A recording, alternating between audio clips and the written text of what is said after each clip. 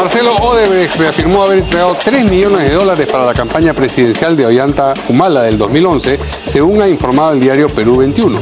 Entre tanto, el fiscal de lavado de activos, Germán Juárez Atoche, se declaró satisfecho tras 3 horas de interrogatorio al referido empresario en Brasil. En la diligencia también participaron los abogados de Ollanta Humala y Nadine Heredia, César Espinosa y Wilfredo Pedraza, respectivamente. El congresista Kenji Fujimori dijo hoy que la bancada de Fuerza Popular está más unida que nunca en respuesta a trascendido sobre una división del fujimorismo entre keikistas y albertistas que se habría hecho evidente en medio de la controversia por el posible cambio de la situación penal del expresidente Fujimori.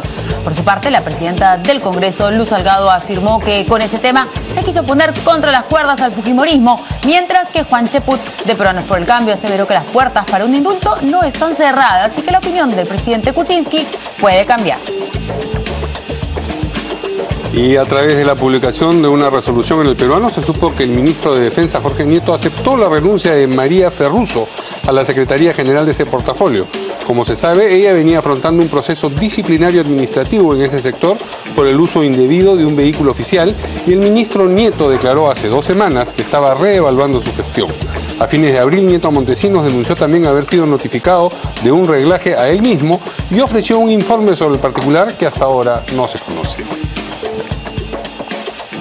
El presidente Kuczynski debutó como conductor de televisión en un programa denominado Conversando con el Presidente, cuya primera invitada fue la ministra de Educación, Marilú Martens. Aunque no es el primer mandatario de la región en ensayar una iniciativa como esta, representantes de oposición como Luros Alcorta o Héctor Becerril la criticaron, señalando que constituye una exposición peligrosa o que se trata de una frivolidad, lo que motivó una respuesta del congresista oficialista Carlos Brus. Algunos no entienden lo que es gobernar en democracia. Y ya sabe que para estar informado a las 24 horas del día lo que tiene que hacer es seguirnos en nuestra página web www.canaln.tv.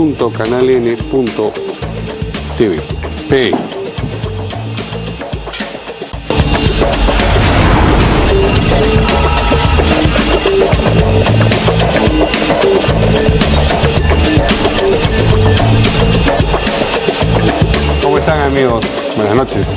Empezamos una nueva semana de En Portada. ¿Cómo estás, Mario? Muy buenas noches. Vamos a presentar a nuestros invitados. Tenemos a la excongresista Marta Chávez.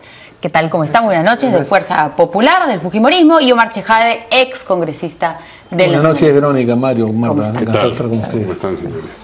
Muy bien, pues la noticia del día creo que es la reunión entre el fiscal Germán Juárez Atoche con participación de todas las partes involucradas en este interrogatorio a Marcelo Odebrecht en Brasil. Según informa Perú 21, el empresario brasileño preso ha reafirmado que entregó $3 millones para la campaña presidencial de Ollanta Humala del 2011. Parte de ellos se los habría dado directamente a Nadine Heredia y también ha hablado de la utilización de terceras personas, porque no es que todo fue una sola entrega. El fiscal de lavado de activos, Germán Juárez Atoche, se ha declarado satisfecho tras casi 3 horas de interrogatorio. Y, como decíamos al principio, en la diligencia participaron, como tenía que ser, también los abogados de Ollanta Humala y Nadine Heredia, César Espinosa y Wilfredo Pedraza. Este último ha dicho que salen del interrogatorio sin ninguna preocupación.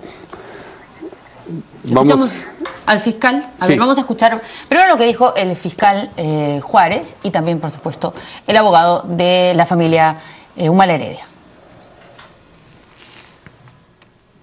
Doctor Juárez, ¿cómo ha tomado este interrogatorio? ¿Y ha sido favorable para su caso? En líneas generales es una diligencia que se ha llevado dentro de la observancia del debido proceso y creo que ha sido muy satisfactoria, no solamente para el fiscal, sino también para todas las partes. Doctor, cuando usted dice que son satisfactorias, ¿le han sumado elementos de prueba para el expediente? Bueno, de respecto no le puedo decir el contenido de las respuestas, porque el proceso es reservado, pero cuando digo satisfactoria es porque ha cumplido con todas las garantías que debe reunir un proceso. ¿Eran las respuestas que esperaban del señor Odebrecht? No le podría decir. Gracias, doctor Juárez. ¿Las declaraciones de Marcelo Odebrecht pondrían en aprietos a sus patrocinados, doctores? En lo absoluto. Yo creo que la declaración ha sido importante. Al contrario, favorece. Para la defensa, nosotros estamos satisfechos. Las declaraciones de Marcelo Odebrecht. Muy bien. A ver, ¿qué dice? No sé. Tenemos que conocer el contenido en realidad para poder para comentar más, pero sí. Ya las por lo menos hay una confirmación de lo que ya se había dicho, importantísimo, y eso no ha preocupado a la defensa del señor Humala y la señora Heredia, ¿no? O sea, aparentemente todo está igual. Pareciera que no los preocupa, porque no solamente este es el único filón de recursos. En las agendas, como se ha venido recordando todo el día, en las agendas vienen dineros de OAS, hay dinero del chavismo. Entonces, esta es apenas una parte de todo lo que la señora Heredia y su familia, en nombre del Partido Nacionalista, han administrado. Además, hay otros filones que hay que indagar, ¿no? Respecto de las adquisiciones de patrimonio por parte de la familia de la señora Heredia. O sea que esto es apenas una pequeña parte que indudablemente interesa, porque ya esta sola línea de investigación tiene sus consecuencias, ¿no? Porque por lo menos ya estaríamos hablando pues de, como dicen los especialistas, yo no soy especialista en derecho penal, se habla de defraudación tributaria, de fraude en la administración de personas jurídicas y hasta de lavado de activos, ¿no? Porque no hay que olvidar que estos dineros de estos pagos salían de una caja negra, ¿no? No eran dinero... Operaciones estructuradas. Así es. Entonces, yo creo que quizás me sorprende que los abogados que ha enviado la señora Heredia y el señor Humala salgan satisfechos, ¿no? Porque, claro, esta es apenas una pequeña parte de toda la turbulencia respecto a la cual ellos tienen que rendir cuentas, ¿no? ¿Qué dice el doctor Chejade? Bueno, las partes tienen de alguna manera que dar un mensaje, digamos, a la opinión pública, ¿no? Entiendo que mientras el fiscal Juárez Atoche sale diciendo de que él está absolutamente satisfecho por lo señalado, seguramente tendrá que especificar por qué sale satisfecho, si solamente porque se confirma que lo que ya se había dicho o lo que ya se conocía, o si hay más elementos de juicio, más información que puede redundar en el proceso penal o en la investigación. Y obviamente el abogado de la otra parte, de la parte imputada de Ollantumala, tiene que minimizar de alguna manera la noticia, tiene que minimizar los hechos y la diligencia, entonces tiene que de alguna manera relativizar la información que tiene y decir que no hay nada nuevo. Entonces, digamos que no es algo relevante, digamos, estas declaraciones de ambas partes, porque es más o menos lo que uno suponía que iban a decir. Pero bien ha dicho Marta que efectivamente, o sea, acá hay muchos rubros, muchas pruebas concomitantes que en su conjunto demuestran pues una solidez afirmativa, es decir, ha habido soborno, ha habido lavado de activos en base a delitos primigenios, es decir, a delitos fuentes, llámese el cohecho, llámese dinero de la corrupción, es decir, corrupción de funcionarios, llámese defraudación tributaria. ¿Ha habido sobornos? O sea, a mí me da la impresión que a la luz de la información que se tenía y por la respuesta del señor Pedraza, no se le ve, la verdad, que es muy nervioso, ¿no? Y ellos lo que decían es, no ha recibido plata. Y si hubiera recibido plata, porque lo dijo el propio señor Ollantumala, eso no es un delito. No, porque recibir dinero en campaña, por lo menos hasta ahorita, no es un delito. Entonces parece que el señor Marcelo Odebrecht no ha dicho, bueno, si yo le entregué la plata acá y me firmó un recibito porque para más adelante, si es que ganaba tal cosa, no se ha presentado nada más. Además, si me permiten la interrupción, según información del Comercio, que cita a su vez fuentes del Ministerio Público, le preguntaron directamente, dice, al ser consultado si entregó alguna coima para la licitación del gasoducto peruano a la expareja presidencial, Marcelo Odebrecht lo negó. Es decir, ha dicho que ha dado dinero, pero no ha dicho que ese dinero tenía como objeto, digamos... por partes. Sí. Nadie da 10 millones de soles o 3 millones de dólares por gusto. Claro, o sea, si tú dieras 10.000 soles, 50.000, 100.000, bueno, podría ser un aporte de campaña. Pero si das 3 millones de dólares, es una coima encubierta. ¿Qué empresa? ¿Cuánto se da para una empresa? ¿Cuánto dan las empresas para las campañas? No, hay un límite máximo hasta 300.000 soles, 400.000 soles, no es más. Esto está, digamos, dentro de la ley de partidos políticos. No, pero digamos, eso es el tope máximo.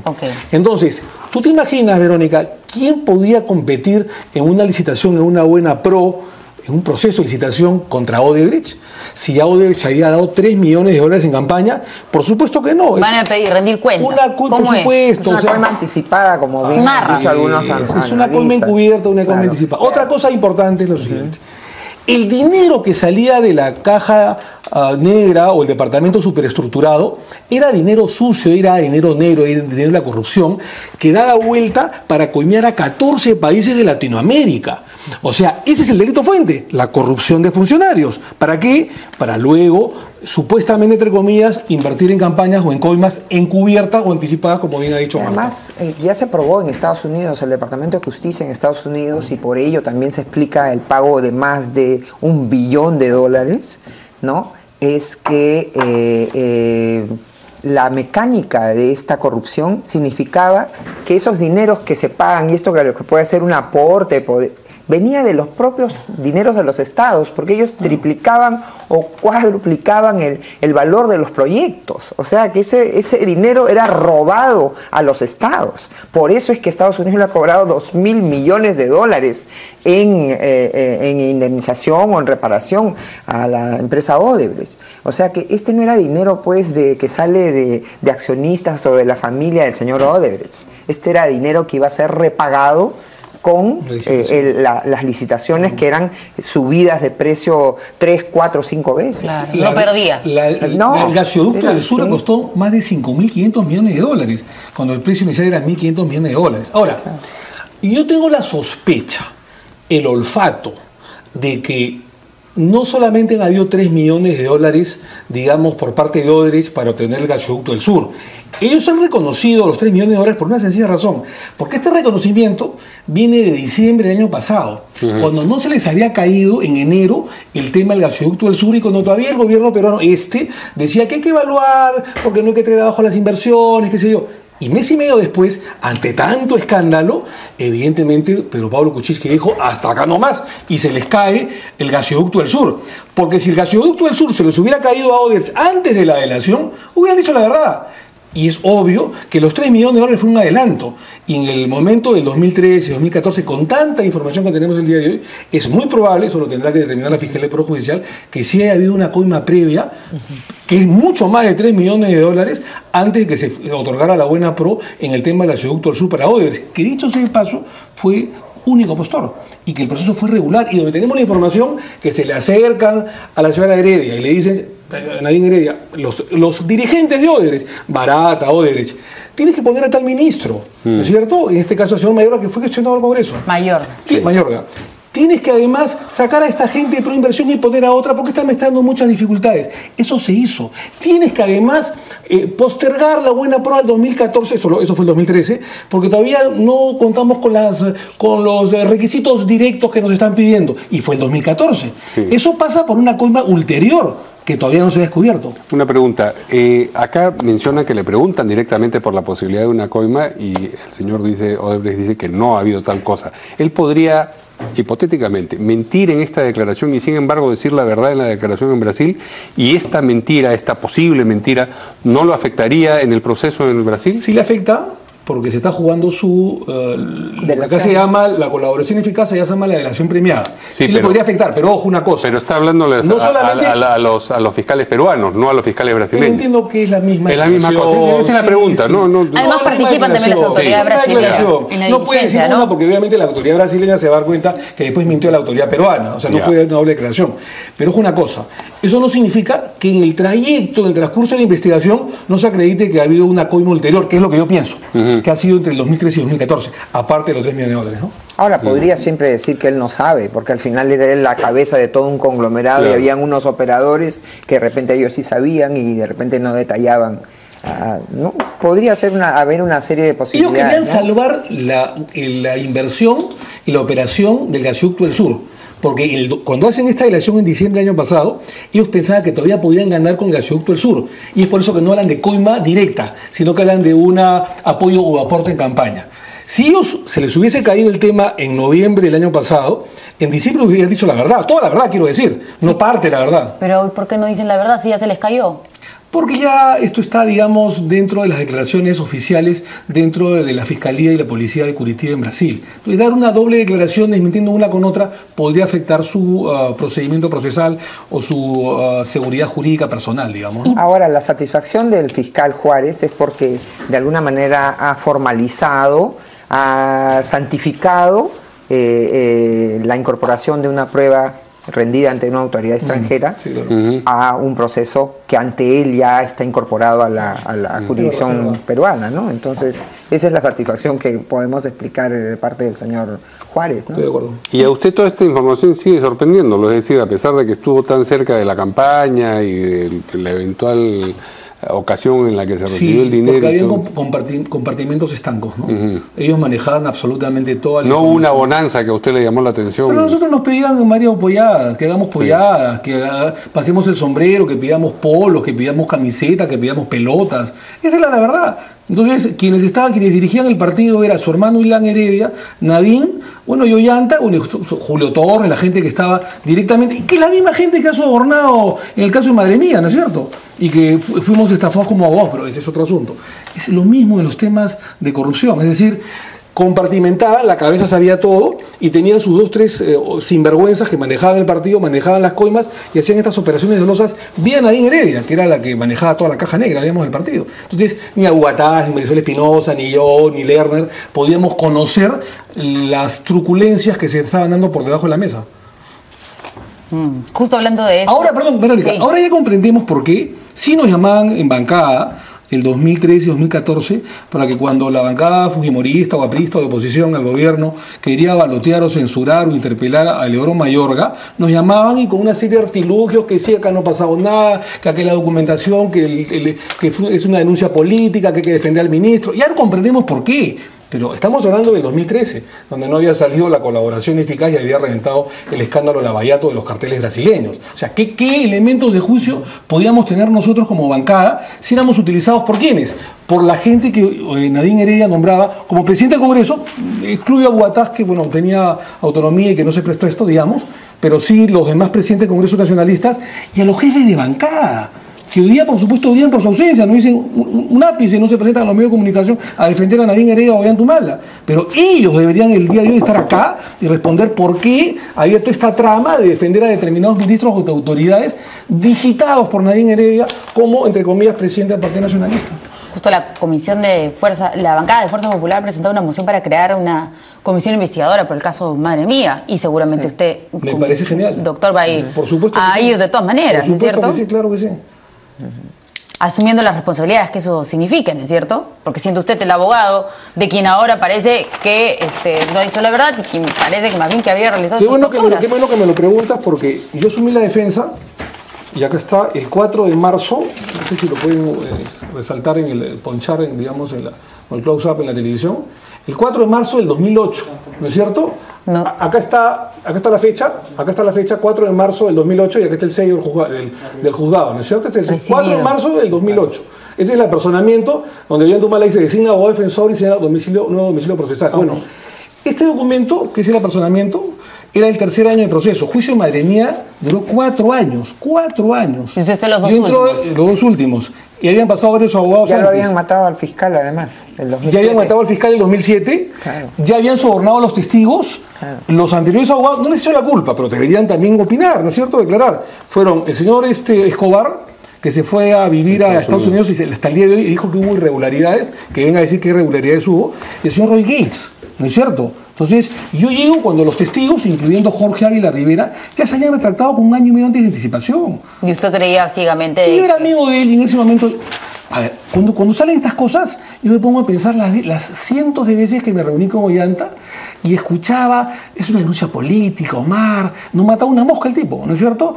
Y que hay que vencer al buque insignia, porque como saben que yo quiero ser presidente de la República, ¿tú crees que yo sería violador de derechos humanos? Si me he enfrentado en el año 2000 en el famoso locumbazo a Fujimori, y yo le creía de buena fe.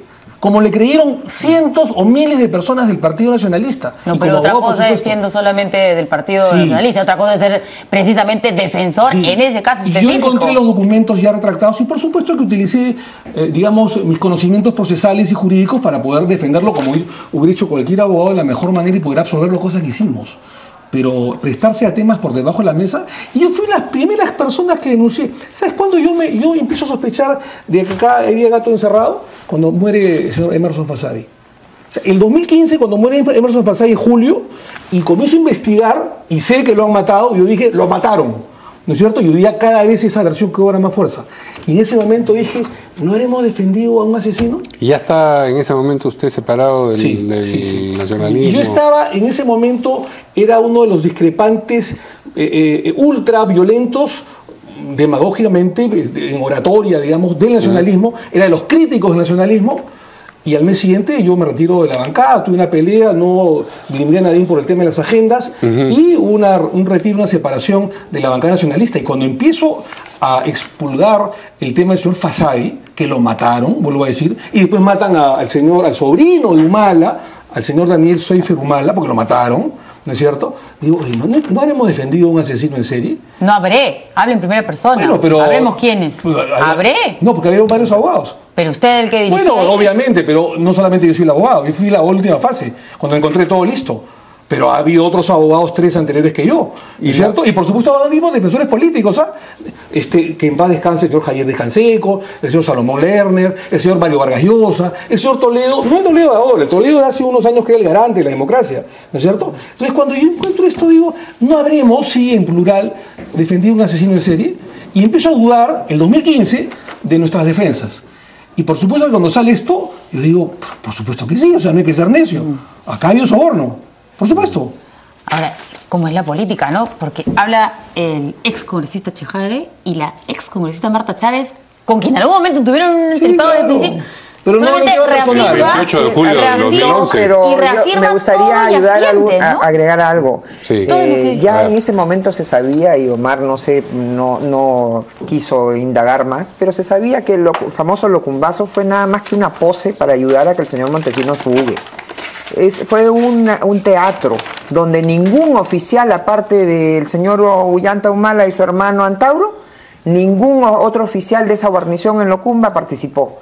Es más, engañaron a la tropa, la llevaron a un ejercicio de sobrevivencia en el desierto y simplemente hicieron una jugadita para que... Y eso se sabía desde el año 2000, 2001, 2002. O sea que si hubieran indagado mejor sobre la naturaleza del accionar del señor Humala, creo que no se estarían llevando ahora las sorpresas que se llevan, ¿no? Todo es posible, todo es posible. O sea, en ese momento sí confiamos en Ollanta Humala, en el discurso que él en ese momento tenía. Cuando hay una relación de amistad, tú le crees al amigo, que además es tu cliente, porque la relación entre patrocinado y abogado se basa en el principio de la confianza. Claro. Entonces, en ese momento tú te haces amigo de él. Oye, no sé si Marta alguna vez conversó con él, pero mucha gente que conversó con él, oye, esto mata una mosca, ¿no es cierto? Más bien es la mujer quien lo domina, es la verdad de las cosas. Entonces es incapaz de poder haber matado a una persona. Si no puede con la esposa, menos va a poder con personas. Eso es lo que uno en el fondo decía, y cuando comentaba, no creo, pues son denuncias políticas, porque claro, el 2006 uno decía, y eso no fue lo que yo creí. El 2006 querían sacarlo de la presidencia de la República porque era el famoso establishment, el antisistema, qué sé yo. Qué casualidad que el 2006 salen las denuncias, y por qué no salieron antes cuando yo era un personaje que conoció el año 2000. Eso lo creímos nosotros.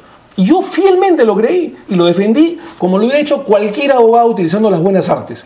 Pero ya después, cuando empiezas a conocer cosas, cuando entras en política y cuando te das con la sorpresa de que hay coimas de por medio, que la han habido, por supuesto que sí, ahora lo sabemos, y sabemos cuáles son los personajes que ha habido toda una mafia de por medio, no solamente en el tema de Madre Mía, sino también en los temas de corrupción de ellos, de los carteles brasileños, Venezuela, etc. Entonces tú dices, oiga, acá hay algo raro, acá ha habido algo, un gato encerrado, digamos. Entonces, no teníamos los elementos, lamentablemente, del año 2006, 2007. Y sí, pues yo me arrepiento de haberlo defendido, ¿no? O sea, debo decir un mea culpa, la hago, no tengo ningún problema. Me arrepiento de haber defendido un asesino en serie, ¿no? A un miserable, ¿no? Porque eso es lo que es. ¿Crees que es un asesino en serie? Yo pienso que sí. O O sea, porque estamos hablando entonces de muchos asesinatos. Pero estás escuchando las versiones de no solamente de las desapariciones y muertes de Natividad Ávila Rivera y Benigno Zulca Castro, sino de más de 100 personas, a personas que enterraba vivas, ¿no es cierto? Que le decía que caben en su tumba amordazados y luego los enterraba vivos. Y han aparecido ya otras declaraciones de otros muertos y de otras testimoniales que no necesariamente tienen directamente que ver con Madre Mía. Entonces, y si a eso lo sumamos Fasabi, y a eso le sumamos el sobrino... Pero el sobrino, ¿cómo se incorpora dentro de esta hipótesis? ¿Por qué tendrían que haber matado al sobrino? Porque la madre del sobrino, o sea, la señora Bosca, era investigada por los temas de las transferencias de dinero en Suiza, ¿no es cierto? Y todo eso, además de figurar en las agendas, figuraba en los correos electrónicos. Okay. Yo estoy enterado de que hubo un grave problema en Palacio de Gobierno entre el sobrino y el expresidente Humala, ¿cierto? Con amenazas de por medio. A los pocos días amanece muerto. Claro, pero ¿por qué lo amenazó? ¿Qué cosa? ¿Iba a revelar algo? Supuestamente, el sobrino estaba en contra de qué. Decían que es una cuestión de administración de dinero, que inclusive el sobrino traía dinero, o supuestamente debería traer dinero. Aparentemente la información que se conoce, ¿no? Que se pelearon por plata. Que fue, él no les dio el dinero que tendría que haberles dado. Y los amenazó con... hablar. Pero que eso se como ahora, porque es bien raro, claro. Pero después de lo que es bien raro que el sobrino de sangre de un presidente desaparezca más de un mes y nadie lo busque, ni la hermana se atreva a venir a buscar a su hijo, es porque sabe a qué se enfrentaba. Sin contar el escuadrón que apareció en Suiza, que es una ciudad muy tranquila, donde casi no hay delito, no pasa nada, allanan la casa, se llevan papeles, amordazan a su hermana, después de 2 meses o 3 meses de la muerte de su hijo, amenazan a la hermana, amenazan a la madre, y luego no pasó nada, porque ni siquiera ella denuncia el hecho, lo denuncian los vecinos. Y los medios de comunicación se dan cuenta que como nada pasa en Suiza, o sea, nada aterrador en cientos de años, es una ciudad muy tranquila. Entonces, ¿cómo va a ser posible que hay un allanamiento de una casa, un amordazamiento, un secuestro de unas horas, se llevan papeles, se llevan documentos y finalmente no pasa nada, ya no denuncia? Entonces, el mismo modus operandi de las víctimas que desaparecen, que después de varios días aparecen en la morgue, que se los llevan, que el cuerpo está putrefacto, que hay una vulneración del protocolo, digamos, legal, del protocolo jurídico, procesal, ¿no es cierto?, en la que aparecen personas y se llevan a la morgue como si fuera cualquier persona, y el presidente no sabe nada. Estamos hablando de temas bien serios, Verónica. Estoy espantado de lo que estamos... Y pasa además por haber desaparecido el file personal del señor Humala, que se desaparezca el archivo de un militar, y ahora ya el periodismo está señalando que se ha desaparecido también los archivos del resto de soldados que formaban en la compañía que dirigía el señor Humala. O sea que esto es de una envergadura y de una maldad que pareciera no tiene límites. Cuando es lo que dice Marta, es cierto. Cuando yo entro al proceso como abogado le pregunto, ¿tú dónde has estado, Ollanta, en junio del año 92, donde son las desapariciones? Y me dice, yo estuve en Tingo María, me dice, porque Leonel Cabrera Pino, mi jefe, ¿no es cierto?, me convoca a Tingo María porque se celebraba para Sendero Luminoso el Día de la Heroicidad, por el tema de la matanza de los penales en el año 86. Y ellos, como represalia, hacían atentados en todo el país. Entonces, Leonel Cabrera Pino, que era el comandante, jefe de nosotros, y era capitán, en Madre Mía, nos convoca todo ese mes para cuidarnos y para darnos ciertas enseñanzas. Sí, ahora es frecuente y él, perdóname, esto es importante. Termina. Y él, claro, entonces dije, perfecto, y convocamos al comandante, fue testigo del proceso, yo me acuerdo, y me dijo, sí, yo lo llamé, me acuerdo, porque el Día de la Heroicidad, concordaba. ¿Qué cosa pasa con Leonel Cabrera Pino? Yo no lo conocí en ese momento. He nombrado presidente del Comando Conjunto de las Fuerzas Armadas cuando ya antes presidente durante 2 años. Ahora, cuando se ofrece una versión falsa, es común que las personas entren en contradicciones. ¿Todas estas versiones eran unívocas, coherentes, conforme usted iba? O sea, tenía que haber habido una mente, dentro de esa hipótesis, una mente que ordenaba todo y le daba a cada uno un libreto para que dijera lo que le correspondía. Y cuando yo entro al proceso y veo las testimoniales de este señor Jorge Ávila Rivera, que se retracta, y de 2 soldados que también se retractaron, era lo mismo, ¿no? Es decir, la coordinadora de los derechos humanos me presionaron, y es más, con nombre de abogado, ¿no? Me presionaron para que yo diga lo contrario, involucre injustamente a Ollanta Humala, porque si lo involucraba iba a tener ciertas prebendas, ciertas comodidades, y yo en este momento estoy arrepentido porque no quiero causarle un mal a una persona. Esa fue. Pero tendría que haber habido un criterio legal en esta repartición de libretos, porque...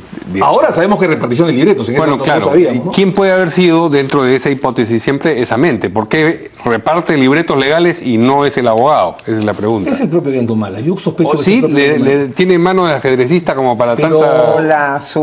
Bueno, puede ser la esposa, puede ser la esposa, está también Amílcar Gómez Amasifuen, el personaje de las famosas transcripciones, y gente que estaba a su alrededor en los primeros años, años que yo no estaba, ni siquiera la conocía, ¿no? No hay que olvidar que la señora Humala, la señora Nadine Heredia, dice que ella lo prácticamente empuja al tema de Locumba. Sí. O sea que eso lo dijo en la entrevista de Cosas, con esa personalidad no es extraño que ella fuera la artífice de todo ella dice tinglado, ¿no? Que cuando él lo veía, ella la veía fuerte, él se fortalecía, ¿no? Sí, recordamos la entrevista. Sí, claro. Bien, vamos a una pausa y regresamos ahora con lo que ha dicho Kenji Fujimori sobre la unidad del Fujimorismo. Ha hablado mucho el señor Chejade. Ahora le toca a la doctora Marta Chávez. Ya volvemos con eso.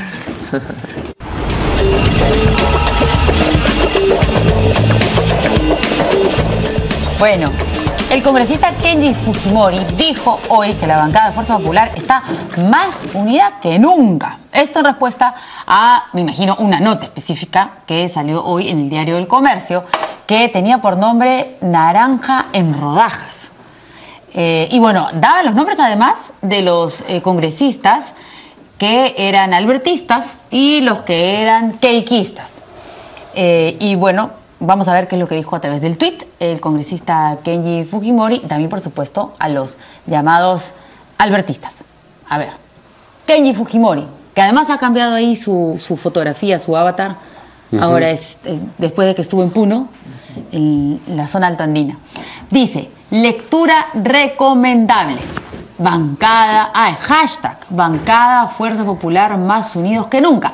Y retuitea un artículo de Gonzalo Segarra de Semana Económica, donde dice, soy amigo de Platón, pero más amigo de la verdad, dijo Aristóteles. Ya la verdad es que jurídicamente nada impide indultar a Alberto Fujimori. Y desarrolla en la nota Gonzalo Segarra, en su artículo de opinión, entiendo, desarrolla por qué Alberto Fujimori sí podría ser indultado. Habla sobre las sentencias, sobre secuestro agravado, sobre las leyes que supuestamente son argumento para que no pueda recibir el indulto, etcétera.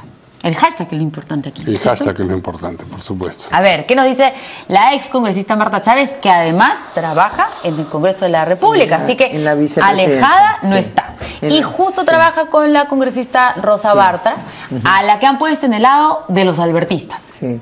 Bueno, yo trabajo en la primera vicepresidencia. Y asesoro en temas que son propios de la vicepresidencia. Yo no asesoro a la congresista Bartra en temas, y ella no necesita prácticamente, porque es una persona con mucha experiencia, con mucha información, mucha capacidad.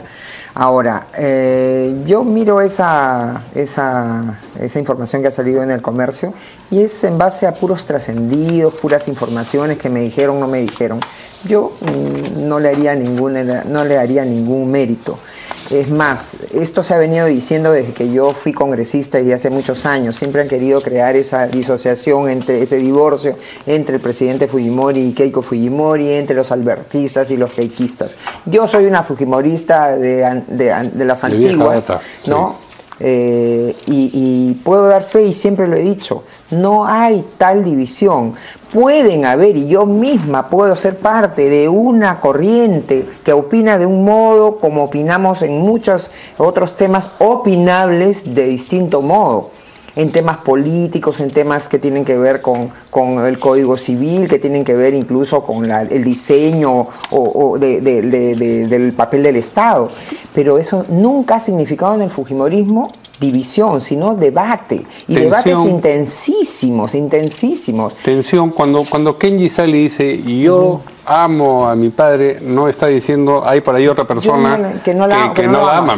Porque es la recitación de algo muy evidente. Por ejemplo, no lo veo así porque quizás para algunas personas de repente, pero por ejemplo, yo tuve la suerte de saber que Keiko Fujimori había estado con el presidente el día domingo, previo a que se votara la ley Vieira, porque después han querido decir que Keiko ha hablado recién del indulto y del habeas corpus, perdón, como un tapón a solucionar una crisis. No, es más, la información que yo siempre he tenido es que el presidente Fujimori no desea, su aspiración que compartimos los fujimoristas no es que cambie de una cárcel a otra, menos un poquito más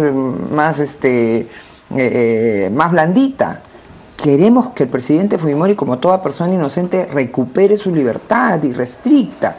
Entonces, se ha querido y se quiere, por supuesto, no olvidemos al señor Kuczynski. Él tuvo tremendo desliz e irrespeto de decir que se podía comprar a los congresistas de la bancada y deshacer. Jalar, no claro, con prebendas. No, jalar con prebendas, ¿no? Y entonces, decididamente, todos han querido, y yo que lo he vivido, cuando en el CCD éramos 44 de 80, cuando luego hemos sido el 95, 67 de 120, siempre han querido dividirnos, siempre han querido jalar para acá, a ver cómo nos podían Pero hay desunir. nombres. Y no nos hemos desunido. Pero hay nombres, o sea, no es solamente... Pueden decir, por ejemplo, de mí podrían decir... Porque ven una foto, yo por ejemplo en mi oficina y en mi casa tengo una foto donde yo le estoy poniendo la banda presidencial al presidente Fujimori. No tengo un episodio tan entrañable y tan importante para mí con Keiko, por una cuestión de años, de generación. Con el presidente sí, pero a mí no me pueden decir que soy albertista en oposición a un keikismo. No, Keiko Fujimori es la lideresa actual del fujimorismo y bien ganado que lo tiene. El presidente Fujimori ha sido el líder durante muchos años, ha reconstruido y para mí ha sido el mejor presidente que ha tenido el Perú en toda su historia, pero dadas sus circunstancias, él no está en posición de mando, de dirección, de liderazgo en el fujimorismo y eso es evidente. Entonces va más allá incluso de la voluntad de cualquiera. Claro, pero si fuera simplemente una diferencia de opinión o diferencias de opiniones, en distintas ocasiones distintos congresistas manifestarían la oposición respecto de lo que sería la línea oficial. Pero en este caso es Kenji el que observó lo de la Comisión de Investigación del Sodalicium, es Kenji el que se manifestó en contra de la ley de controlar a la prensa, es Kenji... Es que lo buscan pues a Kenji. No, él solito, nadie lo busca, él lo dice a través del Twitter. Es que su tweet de repente no es tan importante y trascendente para la prensa como otros sí, porque él no en vano es el congresista más votado, lo ha sido es hijo. Entonces, pero de ahí a querer extraer de las posiciones que sistemáticamente contrarias no, porque son en temas controversiales. Qué duda cabe que hay una controversia y es más, en el fujimorismo, cuando hay esos temas controversiales, así tas con tas casi el sí y el no, o cuando son temas que tocan con la moral o con las creencias de alguien, siempre hemos tenido libertad. O sea, Kenji está ejerciendo lo que en mi momento me tocó a mí ejercer, la libertad, sin que eso signifique que nos callemos la boca. Yo soy una persona que muchas veces he comunicado y sigo comunicando, y cuando he sido congresista he comunicado también mi parecer, y en el pleno lo he dicho.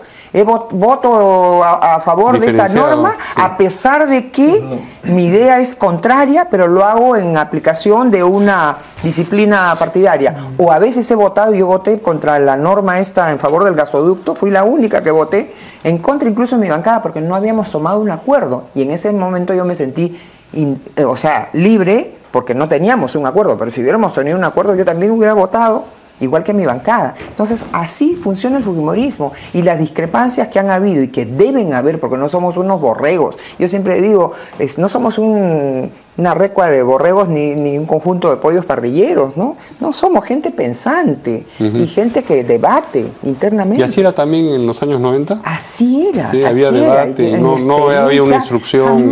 Jamás. Eso que se quiso crear la idea de que por Viper nos decían cómo votar, mentira. Ya hubiéramos querido que vayan a nuestros plenitos. Y el señor Ferrero, por ejemplo, puede testimoniar. El señor Ferrero iba a las sesiones, por ejemplo, ya cuando estaba en su onda cercana al señor Toledo y escuchaba las argumentaciones en contra y en pro, él no decía nada y después salía y nos las enrostraba todas las opiniones en contra, anotaba los argumentos en contra que se habían debatido para decírnoslo públicamente, ¿no? Y siempre en el fujimorismo fue y ha sido, y estoy segura que en este periodo en el que yo no participo ni en las reuniones de bancada ni soy congresista, también es así. Y es más, las sesiones de bancada semanales las dirige Keiko Fujimori y las dirigió en el periodo 2011-2016 en que yo estuve en el Congreso, ¿no? Entonces es un liderazgo que nadie puede negar y que es además permanente, constante. ¿Y usted está convencida de que este surgimiento del tema de un cambio de la condición penitenciaria del ingeniero Fujimori, lo que buscaba era deliberadamente incrustar una cuña dentro de... Yo creo que sí. ¿De dónde se origina? Viene de dos personas, uno que ha sido diríamos miembro de la bancada y que ahora se apartó, el señor Vieira, pero inicialmente es el señor Bruce. Y entonces, y las idas y venidas del señor Kuczynski mismo, las imperfecciones o mentiras que ha dicho más claramente la ministra de Justicia, diciendo, por ejemplo, algo que ella sabe que es falso, que el presidente Fujimori fue condenado por lesa humanidad. Mentira, ni la acusación ni el fallo se refieren a, o sea, la parte resolutiva, ¿no? De la sentencia se refiere que en un considerando haya puesto con mucha maldad el señor San Martín la alusión a temas de lesa humanidad. Una persona como la señora Pérez Tello puede fácilmente decantar de que no es correcto que haya sido condenado. Entonces todos estos manoseos, ¿no?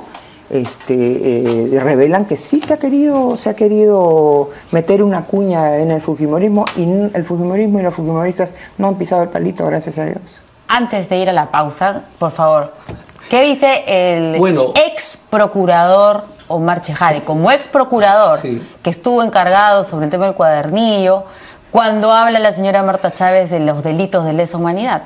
A ver, por parte. Primero, lo que ha dicho Marta con respecto a su independencia, debo decir que es cierto. Con Marta hemos discrepado muchísimo, seguramente seguiremos discrepando, sobre todo en el tema de la bicameralidad, ¿no? Pero debo reconocer que es una de las... Y a mí la verdad que me sorprendió bastante que no fuera parte de las postulantes nuevamente al Congreso. Uno, porque se lo merecía, y dos, porque para mi concepto es, si no la mejor, una de los mejores cuadros partidarios y congresales en la gestión anterior. O sea, las calidades profesionales de Marta Chávez, no es porque esté a mi costado, siempre lo he dicho, son estupendas, brillantes. Entonces, sí me sorprendió que no haya postulado nuevamente al Congreso de la República cuando se lo merecía hartamente. Eso es uno. Dos, también es cierto que votaba muchas veces en contra de lo que decía la bancada y votaba haciendo además explicación de por qué votaba en forma discordante con su propia bancada. Dicho esto, sobre la pregunta de Verónica, es cierto, si bien es cierto, nosotros pedimos que Fujimori venga por varios delitos, en los delitos contra la vida y el cuerpo y la salud, homicidio calificado, que es asesinato, lesiones graves, secuestro agravado, etcétera, etcétera, también se pidió desaparición forzada, que son de los delitos de lesa humanidad.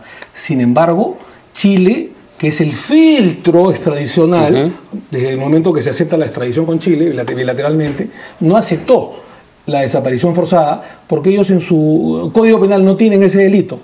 Al no aceptar Chile por ese delito de desaparición forzada, es decir, delito de lesa humanidad, entonces Fujimori no vino extraditado por delito de lesa humanidad, sino por delito contra la vida y la salud y por temas de corrupción, etcétera, etcétera. Sin embargo, el juez San Martín, no en la parte resolutiva, sino en la parte considerativa, porque la sentencia fue de más de 500 páginas, y en la parte considerativa equipara en el derecho internacional, como él habla de una empresa criminal conjunta que cometió delitos de lesa humanidad horrendos desde el Estado, desde la cabeza del Estado, con una organización, digamos, criminal conjunta, como él le llama en la sentencia, le equipara el derecho internacional como delitos de lesa humanidad. ¿Y le parece también una inserción malévola o no sé cuál es el...? No voy a opinar, yo tengo, sí, en este caso discrepo con Marta, una buena referencia del doctor César San Martín, y en su momento yo apoyé la sentencia, no lo voy a negar, ¿no? Bien, vamos ahora sí a una pausa y vamos a regresar con la noticia que hemos conocido en realidad a través del peruano, que es que la señora María Ferruso ha renunciado y su renuncia ha sido aceptada a la Secretaría General del Ministerio de Defensa. Ustedes recordarán que a mediados de abril apareció en un programa periodístico una denuncia. América Televisión. En América Televisión fue relacionada con la entonces secretaria general del Ministerio de Defensa, la señora María Ferruso. Lo que unos videos revelaban es que ella había utilizado un auto oficial para ir a la peluquería y hacer otros trajines personales, ¿no es cierto? Esto motivó varias cosas. Motivó una reacción del ministro, que estaba razonablemente preocupado por la evidencia de que alguien había estado siguiendo y filmando a la secretaria general del ministerio, y también dijo que estaba reevaluando la gestión de esta señora. Y con ocasión de este comentario del ministro aquí en Canal N, él dijo que le habían notificado, que a él mismo también se lo había arreglado y que le iban a dar fotos y, en fin, ofreció información al respecto. Llamaba la atención que hiciera la denuncia ante la prensa y no lo hiciera al interior del gabinete.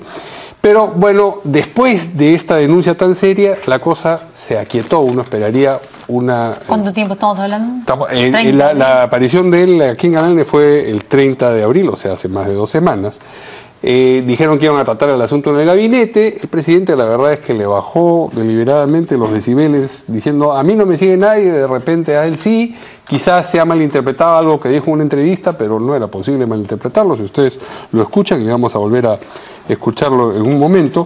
Y bueno, pasaron los días y no obtuvimos ni la información sobre la evaluación de la gestión de la señora Ferruso, ni el resultado del proceso disciplinario administrativo que se celebró en el Ministerio de Defensa, ni tampoco hasta ahora esperamos recibir todavía información al respecto, porque es un tema muy serio de si hubo o no hubo arreglaje al ministro de Defensa, ¿no? Al segundo ministro de Defensa de este gobierno. Claro, así es. Vamos a recordar entonces, antes de comentar toda esta situación, que ahora se ha resuelto, por lo menos en lo que concierne a la señora Ferruso, a través de una resolución publicada en el peruano, donde nos hemos enterado que la señora renunció y se le ha aceptado la renuncia. Pero vamos a recordar lo que dijo en su momento el ministro Nieto Montesinos. ¿Para usted está mal que la hayan seguido? Pero claro que está mal. Pero Enrique, ¿no está mal que ella haya hecho uso de los recursos del Estado en un momento en el cual no debía hacerlo? Enrique, si ella hizo uso de los recursos del Estado, nos lo dirá el jurado que es resultado del procedimiento disciplinario que se le ha abierto.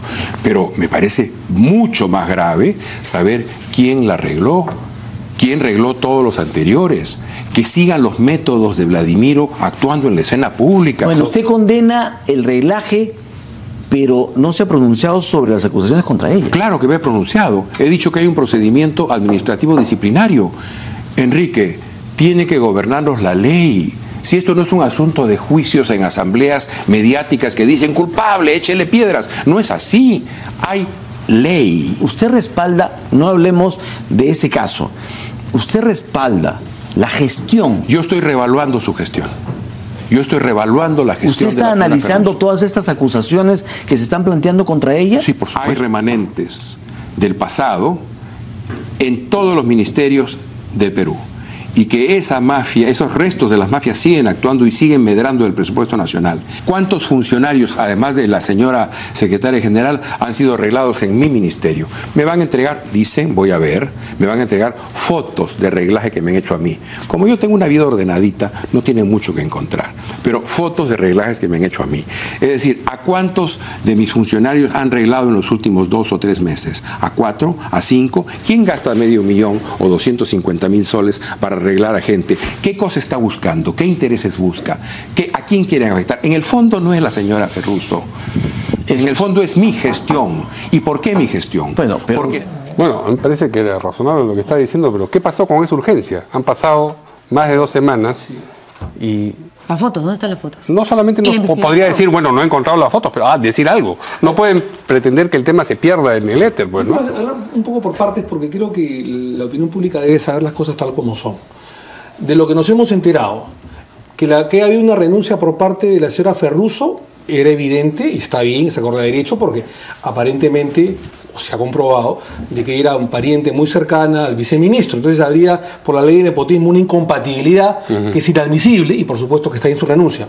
Sí, te lo decía fuera del aire, Mario, siempre es una exageración hablar de que porque fue al cajero, ¿no es cierto?, o porque fue una peluquería, entonces haya cometido pues un delito, una falta, ¿no? O sea, qué ministro, qué viceministro, qué personaje público, por más que tenga un carro o le den una gasolina, no va a ir a arreglarse y presentarse de la mejor facha, digamos, al trabajo, sí, o ir al cajero para sacar dinero. Eso me parece pues una exageración total. Eso creo que está mal.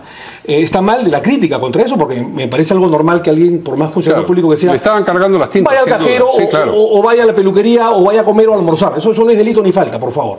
Pero sí, evidentemente, si ella es una persona muy cercana, sanguíneamente o políticamente, o hay un entroncamiento familiar con un viceministro, evidentemente hay una incompatibilidad. Y se mintieron, como aparentemente así fue, con mayor razón. Ahora, que se lo están siguiendo al ministro, y ese sería el segundo ministro, ¿no? Porque primero fue el famoso ministro del amor, que se acaba de casar, y lo felicito, y luego al señor González, ¿no? Y luego al señor Nieto, y no solamente a Nieto, sino también al Politburó, digamos, del ministerio. Y no sería la primera o segunda vez, ya pasó esto con Cateriano cuando fue ministro de Defensa hace 2 o 3 años, y esto ya resulta grave. Porque estamos hablando de un ministerio muy sensible, ¿no es cierto?, que cautela la seguridad interna y externa. ¿Qué está pasando con el Perú? ¿Qué está pasando con nuestra seguridad nacional? No sé, Marta, ¿qué cosa te da? Sí, bueno, en primer lugar agradecer la gentileza de tus palabras, Omar. Y bueno, yo también creo que el tema va por a qué funcionarios se les debe dar o no esa facilidad de la movilidad. Yo creo que está bien al ministro, ¿no? Pero a otros funcionarios de menor nivel, no sé hasta qué punto está eso justificado. Pero asignada la facilidad, yo creo que sería irreal pensar de que una persona que tiene un carro o un chofer contratado por el Estado no hace pues alguna gestión fuera de horas de labor, ¿no? Entonces sí me parece esto, pero lo que yo sé y creo que Mario tiene razón en el sentido de que se ha dado las gracias por una renuncia por servicios prestados y no se aclara dónde quedó el proceso disciplinario. Sí. Pero más importante que eso es lo que esto desata a continuación, que es la sensación que tiene o la información que tiene el ministro de estar siendo arreglado el ministro de Defensa, ¿no? Eso me parece hace muy una delicado. denuncia frente a la prensa y de pronto eso se pone en clave menor y muy delicado, y más aún displicente fue la intervención del propio presidente, que dijo, lo seguirán a él y a mí no. Entonces le bajó la llanta, ¿no? Es un poco, algo desairado, ¿no? Sí. Es poco serio. O sea, viniendo del ministro de Defensa, ¿no? O sea, si tienes, no creo que él se haya lanzado a hablar sin tener la constatación o verificación de que sí existe ese seguimiento contra él. Ahora, los funcionarios, y mientras más altos son objeto de seguimiento, y no llamemos eso a la observación que hace la propia prensa. Hay muchos casos de funcionarios a los que la prensa ha seguido por 1 semana, 2 semanas, 3 semanas, con mayor razón una persona como una secretaria. Pero él no habla de un seguimiento de la prensa, habla de un reglaje y de remanentes. Me refiero a que cualquier persona que esté en una posición alta debe estar dispuesta a que la estén mirando, pues, ¿no? Yo no creo que eso sea indebido, y es más, quien trabaja en defensa tiene que ser objeto de inteligencia y contrainteligencia. Por supuesto. Eso quisiéramos escucharlo para tranquilidad de todos, ¿no? Bien, tenemos un último tema que vamos a mencionar antes. ¿Nos alcanza? Sí, por la Bueno, debutó como conductor el presidente de la República, el señor Ghibellini Tiembla. Y me va a quitar el puesto. Sí, claro. Y entonces está preocupado por su futuro aquí en Canal N. Y bueno, su primera invitada fue Marilu Martens. Que es la que te ha hecho temblar a ti. Pronto me volveré a ser rubia. Pronto volveré a ser rubia. Bueno, han salido, por supuesto, muchas críticas ¿Qué dicen nuestros invitados? ¿Qué les parece esta innovación? Las comparaciones, la verdad, con otros presidentes de Latinoamérica son terribles, ¿no? Sí, pero ya, tratemos de olvidarnos del señor Chávez, del señor Correa y hablemos del Perú. ¿Qué le parece? Yo veo dos temas. Alguien debe haberse ya generado un puesto de trabajo porque ese programa tiene que tener productor, tiene que tener toda una parafernalia, ¿no? Entonces, en buena hora ha sido alguien muy creativo para generarse un puesto de trabajo, ¿no? Pero en segundo lugar, yo quisiera que esto significara ¿qué cosa? Aunque lo voy a decir aquí y puede no resultar muy cómodo. Y es que ojalá pues que baje el monto de los centenares de millones de soles que se gastan en publicidad. Ya pues si el presidente va a tener o en avisaje estatal, ¿no? Si el presidente va a tener un programa, aunque sea un enlatado, aunque sea cada 15 días, etcétera, ya pues que disminuya entonces el pago de tanto avisaje estatal, ¿no? Porque es gratis, ¿no? O sea, él entrega este enlatado y los canales lo tienen que pasar. Si bien es cierto, no es un hecho pues gravísimo lo que ha sucedido, o mucho menos, yo creo que el presidente debería evitar estas excesivas exposiciones mediáticas, ¿no? Porque tienden a degenerar, como les decía anteriormente, ¿no? Y ya tenemos feas experiencias en Latinoamérica, ¿no? A los presidentes, conversando con el señor presidente, buenos días, señor presidente. Claro, él ha sido muy respetuoso con el tema democrático, ha combatido incluso la dictadura de Chávez, de Maduro, ha sido uno de los primeros que ha combatido la dictadura del señor Hugo Chávez y del señor Maduro. Pero sin embargo, exponerse mediáticamente, semanalmente, diariamente, a algo que le puede ocasionar mañana más tarde problemas, sobre pretexto de que hay que comunicar las obras del gobierno al país, me parece peligroso. Yo creo que deberían repensarlo, ¿no? Por ejemplo, la intervención de la ministra de Educación. El Ministerio de Educación gasta millones en avisaje y en campañas para dar a conocer lo que está haciendo. Me parece redundante u ocioso que esté encima siendo entrevistada por el presidente de la República. Creo que ambos deberían tener cosas más importantes que hacer, ¿no? Bien. Bueno, Listo. muchas gracias a los invitados esta noche. Buenas noches. Terminamos justo y nos vemos mañana aquí en la noche.